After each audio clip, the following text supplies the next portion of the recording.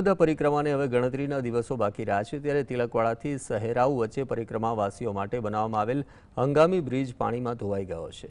નર્મદા પરિક્રમાને હવે થોડા દિવસ છે ત્યારે પરિક્રમા દરમિયાન લાખો શ્રદ્ધાળુઓ અહીં આવતા હોય છે, એટલે નર્મદા પરિક્રમા દરમિયાન આવી ઘટના ન બને અને પરિક્રમાવાસીઓ સરળતાથી નર્મદા પરિક્રમા પૂર્ણ કરી શકે તે માટે તિલકવાડાથી સહેરાઉ વચ્ચે યોગ્ય ગુણવત્તા સાથે મજબૂત બ્રિજ બનાવવા માટે લોકોની માંગ ઉઠી છે। 19 માર્ચથી ઉત્તરવાહિની નર્મદા નદીની પરિક્રમા પ્રારંભ થઈ રહી છે।